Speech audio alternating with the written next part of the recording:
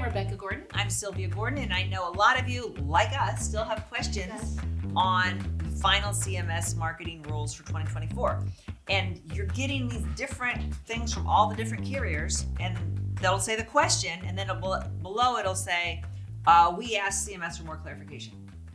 And we're all still waiting. So you're like, hey, The clock's ticking. We're getting August. closer. Hey. What do I have to do? And we're all in the same boat. And now sometimes CMS will not come back. They will not clarify anything. They'll just say, hey, we wrote it. You guys go interpret it, and we'll get back to you after AEP. That has happened many times. So we might not get an answer to some of these things that we've been asking for months for clarification on. In which case, it goes to each carrier, and Aetna will have their stance, and UHC will have their stance, and Anthem will have their stance. And you see all the carriers are putting out their things. So that's what people have to do now. Do what their carrier says. Yes, yeah, follow your carrier, whichever rule is giving you the most angst. And so I know for some people it's that you can't use Medicare in your name if it's misleading. Well, That's the question. What is misleading? To me, the Medicare store is misleading. To me, that looks like a government store. Right. My son's company, the Medicare Family, doesn't look misleading to me. It sounds hokey, like the Medicare Family, like what, But is that misleading? We don't know. We have Medicare Masters, Medicare Monsters, Medicare, all these. Are they misleading? Either they all are or none of them are, in my opinion, right? Because you have to have that disclaimer underneath your name if you are. But we don't know. We don't know. And we're still waiting so people know, do I need to change my business cards, letterheads, branded t-shirts, website, everything before October 1st or not? Still or should I go find a new name? We still don't hold on to it. We still don't know. So the best practice there is go get it, secure your URL, have your plan in case we do have to do it. We might not hear anything until after AEP. We might hear it today. All right. Any day. So if you're thinking, did I miss? No, you didn't miss it. It's not come out yet. That's true, because I've been thinking that. Like, did they rule on blankety blank? That's set, right? And then I'm hearing no. That's wow. Yeah. They just draw it out and draw it out. It's fun. So if you don't have all the disclaimers on your website, you want to get them up there. If you don't have your pre-enrollment checklist, join the crowd. None of us do. If you don't have your required opt-out for your clients to sign this year, there's a required form, join the crowd. None of us do. I'm assuming those are going to be forthcoming. I mean, they said this is where you need a crystal ball. CMS says we have to have the pre-enrollment checklist, and they said we have to have the opt-out. So I don't know who's giving us those forms or when they're coming. I can just tell you that the guidelines say those two are required. Aha! That's all I can tell you right now. Those are set in stone. So this just keeps being a stay tuned message. Let's talk about fair market value. Let's talk about agent commissions, a favorite topic. Let's say if you're a new agent, and you're a new agent for the first time, and you're like, oh, cool, I'm going to make about 611 nationally, and by law, half of that. Okay. If you're a new agent, this changes every year. These are controlled by the government, and they go up a little bit every year. Referral fees, on the other hand, have not gone up in 10 years. So some people extrapolate, since that goes up about 5% a year, that probably, it's still the same. If you refer somebody a PDP, the most they can get is $25. It's a ceiling, the most, up to. Yeah, these are all ceilings. Why don't you explain that?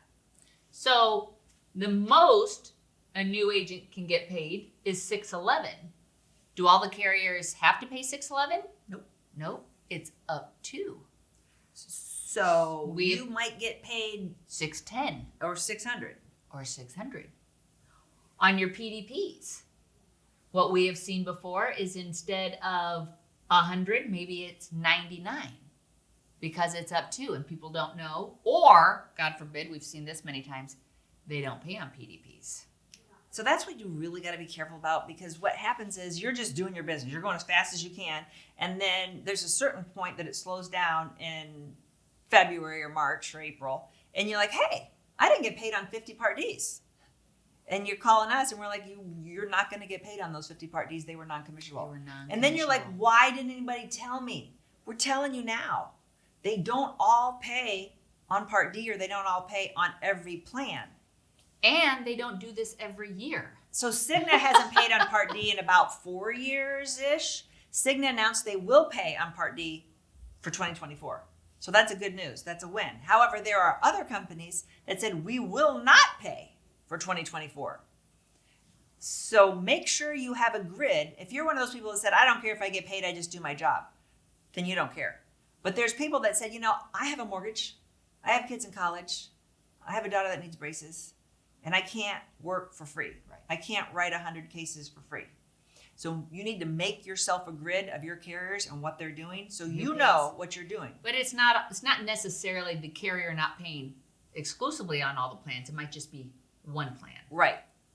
So that's, you gotta know. And nobody's, trumpeting dun dun dun. Right. That's something that definitely gets missed. And then at the end of the on purpose. Yeah, that's a very quiet sell. Like, and then at the end, you're mad and you're calling Yeah. us because you're mad, and that's too late. Yeah. And, No. Yeah. So let's go on. More good news. Oh, Walmart! Yay! So how long have we worked with Walmart? Since 2006. 2006. And there's a lot of agents that have been in the trenches with Walmart that long, but they pulled the plug on it this year. Yep. It's done. And why? Oh. I pitched it. Yeah. Pitched it to you. I'm not- Nobody wants to talk about it. I'm not going to talk about it. All I can tell you is this. If you have a Walmart through us, we've got a plan for you. We're calling you. We will be calling you. And If you're one of those freeloaders if you that like just watches drama, us. if you like drama in the industry, this would be a good fun one to follow. Yeah, this is nuts. Next. Also, more good news. This is a ransomware attack on some of the biggest life insurance companies in the country. This just won't end. I mean, I just feel like maybe we should just Like, you don't care. pile up all of our personal information and just throw it out there and be done. Well, my son gives me nonstop crap because my passwords are so easy. I just think that is so funny. He just makes fun of me and calls me a boomer. I'm not. I'm Gen X. 1966. Am I Gen X.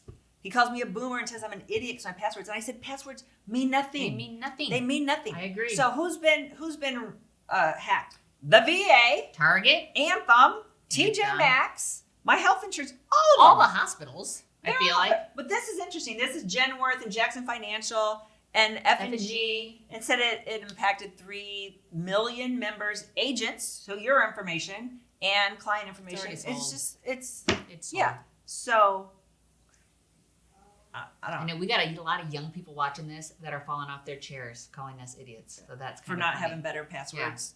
Better passwords is not saving your use one. information. with this information. But as far as compliance goes, you make sure that you have your thing password protected. I remember there was a time nobody had their phone password protected. You could pick up anybody's phone. And then we had to have meetings and say, if you have your email feed in here, you have to have this password protected. And people were like, well, how do I do that? Yeah. And the same with laptops. There was a time nobody had a password on their laptop. You just opened a laptop. And now you Now we can't. have to go through security training once a year, which is coming up again on passwords And you can't get into most of our apps without two-center authentication. Right. I can't even get into anything. So, yeah, the new people, it's just your life. The older people, this stuff is crazy. stuff.